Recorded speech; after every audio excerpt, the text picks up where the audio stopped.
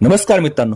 घरोघरी मातीच्या चुली या मालिकेच्या 23 तारखेच्या भागाच्या सुरुवातीला ऐश्वर्या तिची साडी शोधत शोधत जानकीच्या रूममध्ये आली असते आणि ह्या दोघींनीच म्हणजे अवंतिकानी किंवा जानकीने साडी चोरली असा आरोप करत असते. मात्र अवंतिका तिला उलट सुलट बोलल्याने ऐश्वर्या डायरेक्ट तिचा हात पिरगळते, माझी साडी कुठे ठेवली असं म्हणते. मात्र जानकी म्हणते, तुला आमच्यावर संशय असेल ना तर तू शोध घे साडीचा. मग ऐश्वर्या जानकीच्या कपाटाकडे जाते, कपाटातले सगळे कपडे बाहेर फेकते. तेवढ्यात तिथे आई पण येते आणि आई विचारते, हे काय चाललंय. मग ऐश्वर्या म्हणते, ह्या दोघींनी माझी लग्नाची साडी सोडली आहे आणि मी ती शोधतीये. आणि तेवढ्यात तिथे येते आजी आणि आजी ऐश्वर्या म्हणते, तुझी साडी माझ्या रूममध्ये काय करते. ते ऐकल्यानंतर मात्र ऐश्वर्याला काहीही कळत नाही.